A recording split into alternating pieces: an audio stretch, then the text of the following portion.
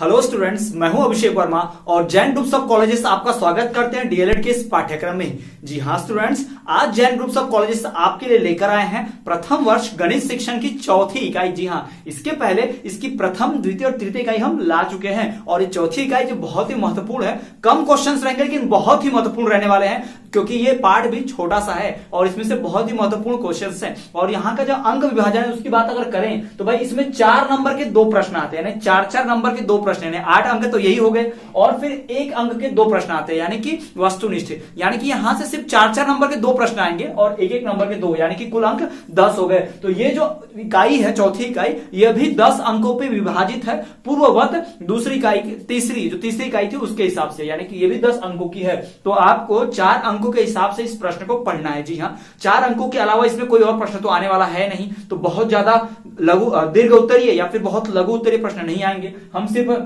वस्तुनिष्ठ प्रश्न भी पढ़ेंगे, छोटे छोटे जो 1 नंबर के लिए आ सकते हैं, या फिर 4 नंबर वाले भी हम पढ़ेंगे। ठीक है, तो चलिए बिना किसी और देरी के हम शुरू करते हैं कि कौन से वो महत्वपूर्ण प्रश्न है जो परीक्षा में आने की पूरी संभावना है इकाई 4 से। तो इकाई 4 से जो पूरी इकाई है ये ज्यामिति पर यानी कि ज्योमेट्री पर आधारित है। याद रखिएगा कि इकाई 4 जो है वो ज्यामिति अर्थात ज्योमेट्री के ऊपर पूरी तरह से आधारित है, तो हम उसी की बात करने वाले हैं। तो ज्यामिति गणित क्या है, अब यही पार्ट है और उसके बारे में ना पूछे ऐसा हो ही नहीं सकता। ठीक है, तो आपको ध्यान में रखना है। तो ज्यामिति गणित क्या है, ये सवाल पूछा गया है।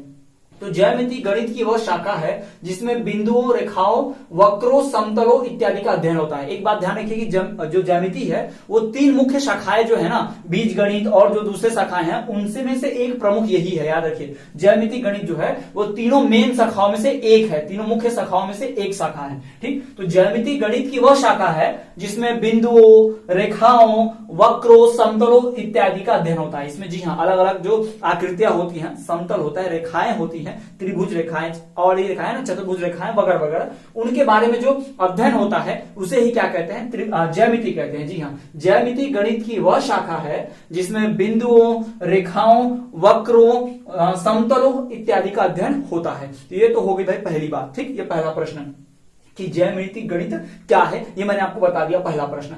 अब हम चलिए बढ़ते हैं हमारे दूसरे प्रश्न की ओर। ठीक है, तो दूसरा प्रश्न ये है कि ज्यामिति को रेखा गणित क्यों कहते हैं। अब ये भी आ सकते हैं, ज्यामिति का दूसरा नाम क्या है, तो भाई रेखा गणित। इसका तीसरा नाम है भूमिति। जी हाँ, ये इसका तीसरा नाम भूमिति भी है। तो चलिए पहले अभी तो बात कर लेते हैं कि ज्यामिति को रेखा गणित क्यों कहते हैं। सवाल ये है कि जो ज्यामिति है उसको रेखा गणित क्यों, भाई रेखा की बात होती है इसमें, मैं पढ़ा ना भी, रेखाओं की बात होती है, बिंदुओं की बात होती है, इसलिए इसको रेखा गणित भी कहते हैं। चलिए उसका जवाब देख लेते हैं। तो ज्यामिति को रेखा गणित क्यों कहते हैं। आरंभ में, शुरुआत में जब ज्यामिति शुरू हुई थी, जस्ट ज्यामिति का जो आविष्कार हुआ था तब की बात हुई है।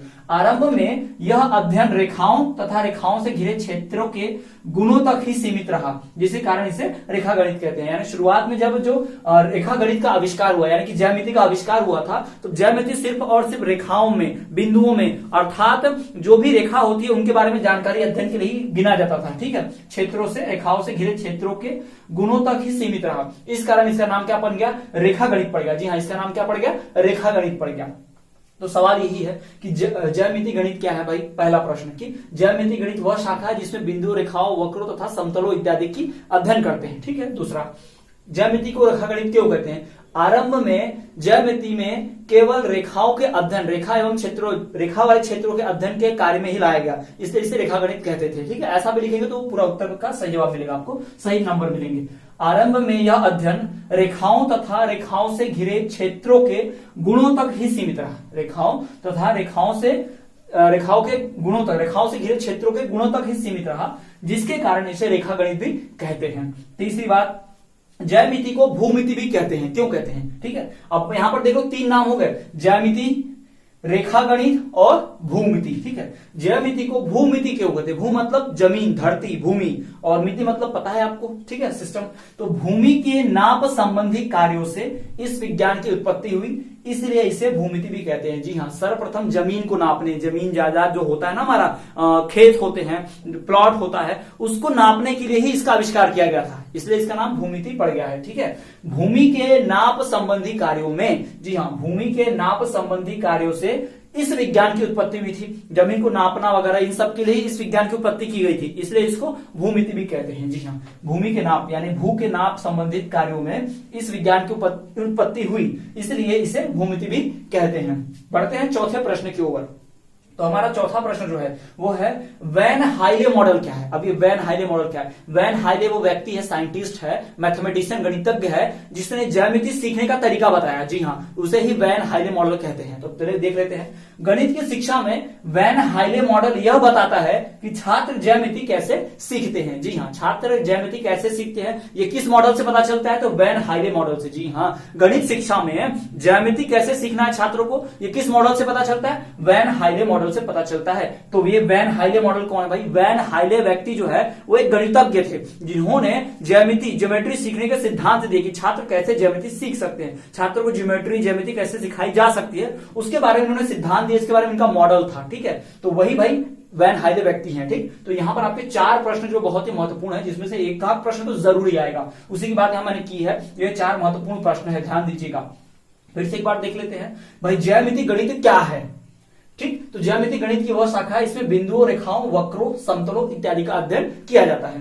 दूसरा, ज्यामिति को रेखागणित क्यों कहते हैं? भाई आरंभ में यह अध्ययन रेखाओं तथा रेखाओं से घिरे क्षेत्र के गुणों तक ही सीमित रहा, जिसके कारण से रेखागणित कह देते हैं। भाई रेखाओं तथा रेखाओं से घिरे क्षेत्रों के अध्ययन तक ही सीमित रहा, इसलिए रेखागणित कह देते हैं। तीसरा, ज्यामिति को भूमिति क्यों कहते हैं? तो भाई भूमि के नाप संबंधी कार्यों से इस विज्ञान की उत्पत्ति हुई थी, इसलिए इसे भूमिति भी कहते हैं। और चौथा जो है वैन हाइले मॉडल क्या है? जी हाँ, वैन हाइले मॉडल क्या है? तो गणित की शिक्षा में वैन हाइले मॉडल यह बताता है कि छात्र ज्यामिति कैसे सीखते हैं। छात्र ज्यामिति कैसे सीखेंगे ये किस मॉडल से पता चलता है? तो वैन हाइले मॉडल से पता चलता है। ऐसे घुमा फिरा के प्रश्न पूछ सकते हैं। तो 4 महत्वपूर्ण प्रश्न। अब बढ़ते हैं चलिए हमारे 5वें प्रश्न की ओर। 5वां महत्वपूर्ण प्रश्न क्या है? 5वां प्रश्न है बहुभुज से क्या अर्थ है? बहु मतलब ढेर सारे, भुज मतलब भुजाएं। तो ढेर सारी भुजाओं से क्या आशय है आपका? ठीक है, तो देखिए उत्तर देखिए, बहुभुज से क्या आशय है? एक ज्यामितीय आकृति, एक ज्योमेट्रिकल शेप जिसकी कई सारी भुजाएं हों। ठीक है, त्रिभुज की भी कई भुजाएं होती है, चतुर्भुज की भी कई भुजाएं होती है भाई, है ना। तो जिसकी कई सारी भुजाएं होती है उसे बहुभुज कहते हैं। तो देखिए, एक ज्यामितीय आकृति जो कम से कम 3 रेखा खंडों से घिरा हो, कम से कम 3। देखिए ये ट्रायंगल अगर बनाए, त्रिभुज 3 रेखा है, 1 2 3। अगर मैं चौकोन बनाऊं चतुर्भुज, तो भी देखो 1 2 3 4। ठीक है, तो अगर कोई जो आकृति है वो कम से कम 3 भुजाओं से है, 3 रेखाओं से घिरी है, तो उसको हम क्या बोलेंगे भाई? उसको हम बहुभुज बोल देंगे, क्योंकि 3 मतलब बहुभुज। ठीक है, एक ज्यामितीय आकृति जो कम से कम 3 रेखा खंडों से घिरा हुआ है। जी हाँ, एक ज्यामितीय आकृति जो कम से कम 3 रेखा खंडों से घिरा हुआ है वह बहुभुज कहलाता है। जी हाँ, एक ज्यामितीय आकृति, कोई भी ज्योमेट्रिकल शेप, कोई भी ज्यामितीय आकृति जो 3 रेखा खंड होती हैं, 3 रेखाओं से, ठीक है, कम से कम 3 रेखाओं से घिरा हुआ होता है, उसे हम बहुभुज कहलाते हैं। देख लो, एक चतुर्भुज, एक त्रिभुज भी क्या है? अपने आप में एक बहुभुज ही है। ठीक है, बहुभुज के प्रकार होते हैं त्रिभुज, चतुर्भुज, बता सकते हैं आप। ठीक है, उसके बाद अगला प्रश्न है चतुर्भुज किसे कहते हैं? भाई चतुर्भुज क्या है? तो देख लीजिए, 4 भुजाओं से घिरे ज्यामितीय आकृति को चतुर्भुज कहते हैं। जी हाँ, 4 भुजाओं से घिरा, 1 2 3 4। जी हाँ, 1 2 3 4, 4 भुजाओं से घिरे ज्यामितीय आकृति को चतुर्भुज कहते हैं। इसमें 4 भुजाएं होती है भाई। ठीक है, 4 भुजाएं देख पा रहे हैं आप, 1 2 3 4, तो इसकी 4 भुजाएं हैं, तो ये क्या है? चतुर्भुज है। लेकिन ये बहुभुज भी है, क्योंकि इसमें 3 तो है ना, और हमने अभी पढ़ा कि भाई 3 भुजाओं से अधिक है या कम से कम 3 है या 3 से ज्यादा है, तो उसे बहुभुज कह देते हैं। तो चतुर्भुज भी क्या है? एक बहुभुज है। त्रिभुज भी क्या है? एक बहुभुज है। ठीक है, और चतुर्भुज क्या है? 4 भुजाएं। त्रिभुज क्या है? 3 भुजाएं। ठीक है, तो यही हो गया हमारा चतुर्भुज किसे कहते हैं, इसका उत्तर। अब बढ़ते हैं अगले प्रश्न की ओर कि भाई ज्यामितीय उपकरणों के नाम लिखिए। ज्यामिति यानी कि ज्योमेट्री सीखने में जिन उपकरणों की आवश्यकता होती है, बचपन से वो ज्योमेट्री बॉक्स जो होती है, ज्यामिति जो बक्सा आता है ना, लोहे का आता था, जिसमें कई सारे उपकरण रहते थे, कंपास, स्केल, रूलर, है ना, वही। तो यहां पर ध्यान देने वाली बात यह है कि आपको नाम अंग्रेजी में लिखने होंगे। जी हाँ, यहां जो आपको नाम लिखने हैं वो अंग्रेजी में लिखने होंगे। जैसे कि रूलर, जिसे हम स्केल भी कहते हैं, जो रूलर है इसे हम स्केल भी कहते हैं। ये मापने के काम, दूरी, लंबाई, ऊंचाई नापने के काम आता है। स्केल जिसे रूलर कहते हैं, जिसे स्केल भी कहा जाता है। फिर आता है कंपास। जी हाँ, कंपास जिसमें देखते हो कि आप एक पेंसिल फंसाते हैं और एक उसमें एक नोक होती है, जिससे गोला बनाने के काम आता है। ये गोलाकार बनाने के लिए और एंगल नापने के लिए, कोण नापने के काम आता है। जी हाँ, तो यह है रूलर। तीसरा है प्रकार जिसे डिवाइडर भी कहते हैं अंग्रेजी में, जिसमें 2 सुइयां होती हैं और वो बस कोण नापने के काम आता है। चौथा जो सेट स्क्वायर यानी कि त्रिभुज होता है, जी हाँ छोटा त्रिभुज होता है, सेट स्क्वायर जिसे कहते हैं। और पांचवा है प्रोटेक्टर जिसे अर्ध चंद्राकार भी कहते हैं, 180 डिग्री का होता है और इसे छात्र बालक जो है चंदा भी कहते हैं अपनी भाषा में, ठीक है। तो ये सब क्या है, ज्यामिति के उपकरण हैं और आपको ज्यामिति बॉक्स में मिल जाते हैं। तो अगर गणित की परीक्षा होगी तो इसे लेकर जाइएगा, आराम से परीक्षा में लेकर जा सकते हो, देख के लिख सकते हो, कोई दिक्कत ही नहीं, क्योंकि ज्यामिति का बॉक्स तो अलाउ ही है परीक्षा में। जी हाँ, ज्यामितीय उपकरणों के नाम लिखिए। रूलर जिसे स्केल भी कहते हैं, कंपास जो कोण नापने के काम आता है, प्रकार जिसे डिवाइडर भी कहते हैं, चौथा सेट स्क्वायर जिसे जो त्रिभुज होता है, और पांचवा प्रोटेक्टर यानी कि अर्ध चंद्राकार होता है, जी हाँ अर्ध वृत्ताकार होता है, वो प्रोटेक्टर भी कहते हैं, इसे चांदा भी कहते हैं छोटे बच्चे। इनका उपयोग भी क्या क्या है ये भी पढ़ लीजिएगा, इसके उपयोग भी पूछे जाते हैं, ध्यान रखिएगा, उपकरण तथा उसके उपयोग भी पूछे जाते हैं। तो ये हो गए 7वां प्रश्न भी। अब बढ़ते हम 8वें प्रश्न की ओर। तो हमारा जो 8वां प्रश्न है वो है कि गणित में शून्य से क्या आशय है, ज्यामिति में बिंदु से क्या आशय है। जी हाँ, यह प्रश्न दो तरह से पूछता है, गणित अथवा ज्यामिति में शून्य अथवा बिंदु से क्या आशय है। शून्य का मतलब क्या है गणित में, और किस गणित में भाई, ज्यामिति वाले गणित की बात चल रही है, ठीक है। शून्य मतलब वो संख्या शून्य, लेकिन यहां पर ज्यामिति की बात हो रही है।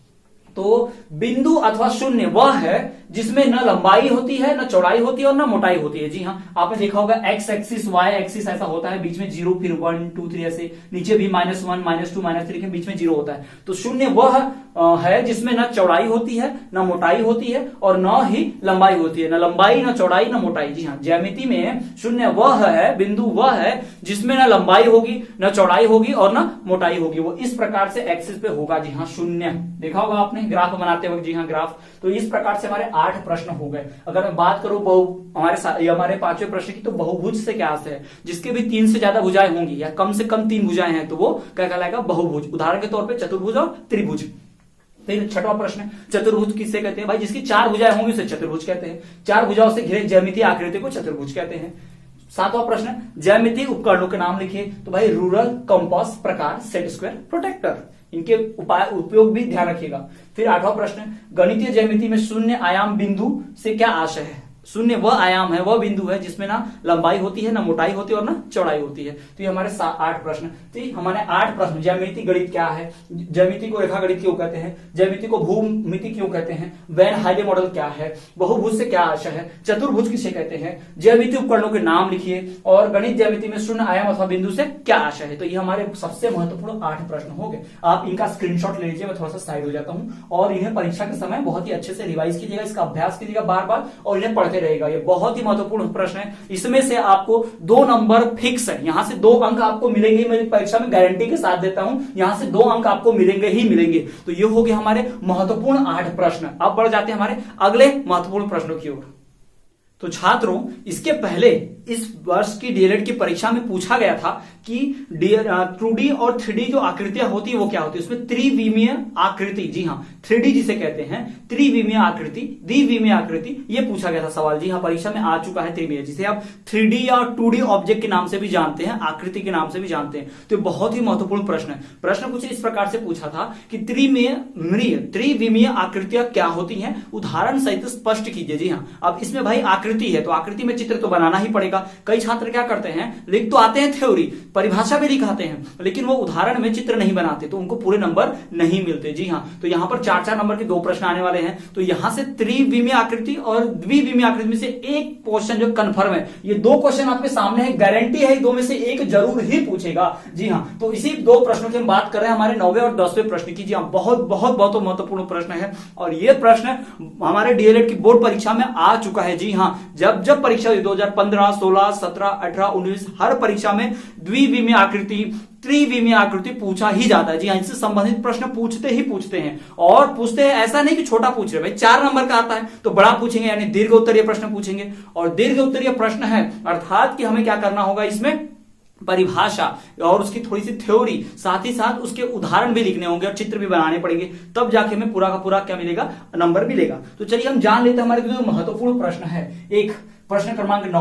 द्विविमीय आकृति क्या है, स्पष्ट कीजिए। जी हाँ, ये जो द्विविमीय आकृति होती है वह क्या होती है, स्पष्ट कीजिए। तो चलिए हम जान लेते हैं डायरेक्टली, सीधे सीधे द्विविमीय आकृति क्या होती है। देखिए अब मैं अगर उदाहरण के तौर पर आपको बताऊं कि उदाहरण के तौर पर अगर हम क्या करें, यहां मैंने दो चित्र बना हुआ है, यहां पर आप देख पाएंगे ये चतुर्भुज की तरह है, यहाँ पे स्क्वायर बना हुआ है मैंने, तो ये हमें इसकी चौड़ाई ऊंचाई नहीं पता है, बोर्ड पे चिपका हुआ है। लेकिन आप इस चित्र को देखोगे तो आपको ये चित्र लग रहा है, दोनों चित्र ऐसे लग रहे हैं जो उभरे हुए हैं। जी हाँ, ये उभर कर दिख रहे हैं, ऐसा लग रहा है कि अभी बाहर आ जाएंगे ना, बाहर दिख रहा है हमें। तो 3D ऑब्जेक्ट जिसे कहते हैं या त्रिविमीय आकृति कहते हैं। तो द्विविमीय और त्रिविमीय में अंतर होता है। देखो यहाँ पे लंबाई चौड़ाई ऊंचाई तीनों मिलेगी। जी हाँ, त्रिविमीय क्योंकि तीनों मिलेगी, लंबाई चौड़ाई और ऊंचाई। लेकिन द्विविमीय तो यहाँ दो ही चीज मिलेगी, या तो चौड़ाई या तो लंबाई। जी हाँ, इस बात को ध्यान में रखिएगा। ठीक, तो यही तो फर्क है। अब पृथ्वी जो है गोल नहीं है, पृथ्वी के स्फीयर है, आपको पता है वृत्ताकार जो होती है पूरा है ना, वृत्ताकार स्फीयर जैसा, तो वैसा ही है भाई। और ये क्या हमारा वैसा है। तो आप जान सकते हैं कि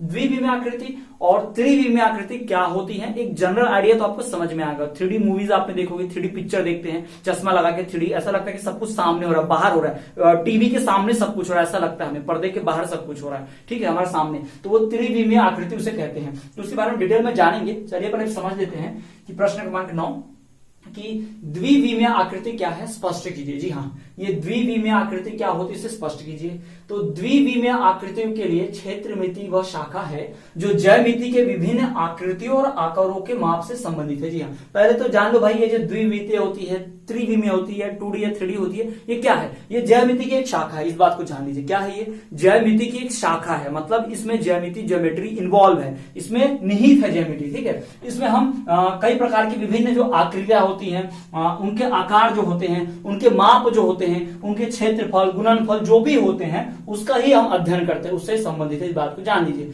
कभी भी आप जब लिखेंगे कि भाई द्विविमीय आकृति, त्रिविमीय आकृति क्या है, तो पहले बताइए कि जो द्विविमीय या फिर त्रिविमीय यानी कि 2D 3D जो ऑब्जेक्ट्स हैं, जो आकृतियां हैं, वह ज्यामिति की शाखा है। जी हाँ, वह ज्यामिति यानी कि क्षेत्रमिति की ही शाखा है। ठीक, ये ध्यान रखना आपको, ज्यामिति के क्षेत्रमिति की शाखा है जो ज्यामिति के विभिन्न आकृतियों और आकारों का नाप, माप, संबंध, लंबाई वगैरह ये सब जांचती है। ठीक है, तो ये ज्यामिति के क्षेत्रमिति के अंतर्गत आता है। इस बात को ध्यान रखिए। ये भी पूछ सकता है कि द्विविमीय और त्रिविमीय आकृतियां किस मिति में आती है, ज्यामिति के किस शाखा में आती है, तो भाई ज्यामिति के क्षेत्रमिति में आती है, ध्यान रखना भाई। अब ये बात कर लेते हैं कि द्विविमीय आकृति क्या होती है, 2D आकृति क्या होती है। तो यह एक समतल आकृति है। 2D जो है समतल, देखो भाई समान है, समतल, उभरी हुई नहीं है, इस प्रकार से उभरी हुई नहीं है, समतल है। तो यह एक समतल आकृति होती है। इसमें केवल दो ही आयाम होते हैं। जी हाँ, दो ही आयाम, यानी कि या तो लंबाई और चौड़ाई। जी हाँ, लंबाई और चौड़ाई दो ही आयाम होंगे, यानी कि इसमें दो ही एक्सिस होंगे, एक्स एक्सिस, वाई एक्सिस। जी हाँ, यहाँ दो ही चीजें नाप सकते हैं, या तो लंबाई या फिर चौड़ाई। जी हाँ, इसकी ऊंचाई नहीं हो सकती क्योंकि ये उभरी वस्तु है ही नहीं, तो इसको कैसे नापेंगे भाई। ठीक है, इसकी ऊंचाई नहीं हो सकती। तो द्विविमीय आकृति क्या है, यह एक समतल आकृति होती है। इसमें केवल दो आयाम, लंबाई और चौड़ाई होती है। उदाहरण के तौर पर यहाँ पर मैंने बना हुआ है, देख लो, यहाँ से लंबाई, यहाँ से लंबाई है और ये चौड़ाई है भाई, चौड़ा लंबा। ठीक है, जैसे तो अगर इस चीज की बात करूं, अगर पेन को मैं यहां पर ऐसा रखूं तो पेन ऐसे लंबे में तो है ही भाई, इतने में चौड़े में भी, लेकिन बाहर निकला भी हुआ ऐसा दिख रहा है हमें, है ना, उभरा हुआ। तो ये 3D चीज हो गई। ठीक, और ये जो बना हुआ चीज है ये हमारा 2D चीज हो गया। इस बात को 2D आकृति हो गई, यानी कि द्विविमीय आकृति हो गई। ये प्रश्न जो है 2020 में पूछ चुका है, इस बात को ध्यान रखिए। 2020 के परीक्षा में ये प्रश्न आ चुका है, बहुत बहुत महत्वपूर्ण प्रश्न आ चुका है। अब बहुत ज्यादा चांसेस है कि त्रिविमीय वाला पूछेगा इस वर्ष। जी हाँ, इस वर्ष हो सकता है कि त्रिविमीय आकृति क्या होती है वो पूछेगा, बहुत बहुत इसकी संभावना है, इस बात को ध्यान रखिए। और ये तो हम पढ़ ही लिए हैं, जान ही लिए हैं। अब त्रिविमीय आकृति के ऊपर जाते हैं। त्रिविमीय आकृति क्या होती है भाई, जैसे कि द्विविमीय आकृति में क्या होती थी, ये समतल आकृति थी, तो ये समतल आकृति नहीं होगी, ये उभरी हुई आकृति होगी। इसमें दो ही आयाम थे, इसमें तीन आयाम होंगे भाई, इसका नाम ही त्रि है तो तीन, द्वि है तो दो। ठीक है, इसमें दो लंबाई और चौड़ाई होते थे, इसमें तीन आयाम होंगे, लंबाई, चौड़ाई और मोटाई भी होगा इसमें, ध्यान रखिएगा इस बात को। ठीक है, चलिए देखते हैं। तो 3D आकृति या फिर त्रिविमीय आकृति एक त्रिआयामी आकृति है। जी हाँ, एक त्रिआयामी आकृति है जिसमें तीन आयाम होंगे, जहां आकृति के तीन आयाम होते हैं। कौन से तीन आयाम भाई, लंबाई, चौड़ाई और मोटाई, इस बात को ध्यान में रखिए। तो 3D आकृति त्रिविमीय एक त्रिआयामी आकृति होती है। 3D आकृति या फिर जिसे त्रिआयामी आकृति भी कहते हैं, एक त्रिआयामी आकृति है। यह आकृति के तीन आयाम होते हैं। अब त्रिआयामी और त्रिवियामी, इस बात को ध्यान रखिए, त्रिविमीय या त्रिआयामी फर्क है। 3 आयाम होंगे तो त्रिआयामी कहेंगे और 3D को त्रिविमीय कहते हैं, याद रखिएगा। 3D आकृति या फिर त्रिमीय आकृति एक त्रिआयामी आकृति है जहां आकृति के 3 आयाम होते हैं। यहां पर कितने आयाम होंगे? 3। द्विविमीय कितने होते थे भाई? 2। त्रिविमीय कितने होते हैं? 3। अंतर भी अगर पूछ ले तो ध्यान रखिएगा, अंतर के हिसाब से भी प्रश्न आपको पढ़ा रहा हूं मैं, ठीक। जहां आकृति के 3 आयाम होंगे। कौन से 3 आयाम होंगे भाई? लंबाई होगी, चौड़ाई होगी और मोटाई होगी। जी हाँ, लंबाई, मोटाई और चौड़ाई, ये 3 होंगे।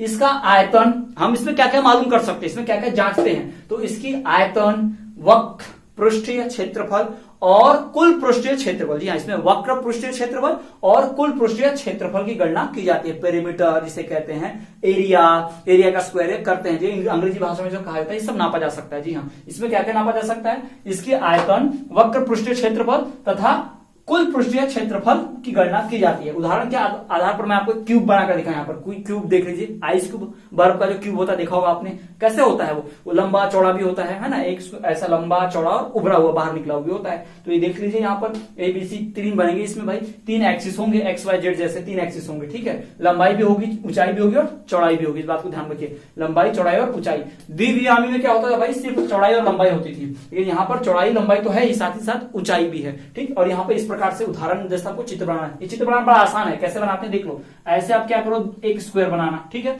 फिर आप एक और ऐसा स्क्वायर बनाना, ठीक, बना लेना, फिर इसको ऐसे जोड़ देना, इसको ऐसे जोड़ देना, इसको ऐसे जोड़ देना, इसको ऐसे जोड़ दोगे तो बन गया। और इसको आपको ऐसा दिखाना है तो क्या करो भाई, ये वाला मिटा दो, ये जो रेखाएं एक दूसरे को जो क्रॉस कर रही हैं उनको मिटा दो, बस ये क्रॉस कर रही है तो मिटा दो, ये भी क्रॉस कर रही है मिटा दो, जो क्रॉस करते हुए जा रही है उसको मिटा दो भाई।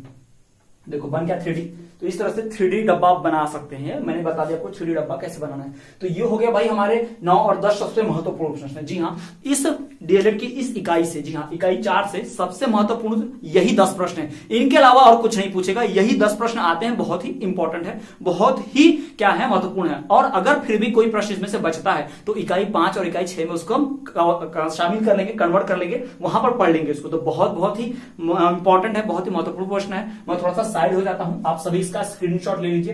परीक्षा की दृष्टि से तो बहुत ज्यादा ही महत्वपूर्ण है, क्योंकि परीक्षा में आने ही वाला है। और अगर हम बात करें कुछ और महत्वपूर्ण प्रश्नों की, तो देखो अब त्रिविमीय हो गया, द्विविमीय हो गया, आपको कभी भी चतुर्भुज का गुणनफल, चतुर्भुज के प्रकार, चतुर्भुज के विशेषताएं ये आ सकती हैं। फिर आपको त्रिभुज पूछ सकता है कि त्रिभुज क्या होता है, त्रिभुज के प्रकार बताइए, त्रिभुज की विशेषताएं बताइए। और ये पूछ सकता है कोण क्या होता है, ये पूछ सकता है आपको। सिलेंडर पूछ सकता है आपका, बेलन जो देखते होंगे ना, कोण पूछ सकता है, ठीक। तो इस प्रकार के बहुत सारी चीजें जो है प्रश्न है इसमें निहित हैं, और वो सारे प्रश्न पूछे जा सकते हैं, पूछ सकते हैं। तो हमें ध्यान क्या रखना है कि हमें ऐसी पढ़ाई करनी है, हम ऐसे पढ़ेंगे जैसे कि कोई भी प्रश्न उससे लिख पाए, रटना नहीं है, इस बात को ध्यान रखिए, हम रटेंगे नहीं। आप अब इन प्रश्नों से संबंधित और भी प्रश्न होंगे, मैं ये नहीं बोल रहा कि यही प्रश्न होंगे, और भी प्रश्न होंगे, तो उन प्रश्नों को भी आपको पढ़कर जाना है। उन प्रश्नों को लिखकर अभ्यास करना कि अगर परीक्षा में आ गया 4 नंबर के लिए उसको कैसे लिखेंगे। 5 नंबर के लिए मत लिखना, क्योंकि 5 नंबर के लिए आता नहीं है। 2 नंबर के लिए भी मत लिखने की कोशिश करना, वो भी नहीं आता है। तो हमें सिर्फ 4 नंबर के लिए लिखना है, तो 4 नंबर का प्रश्न हमें आना चाहिए, ठीक है।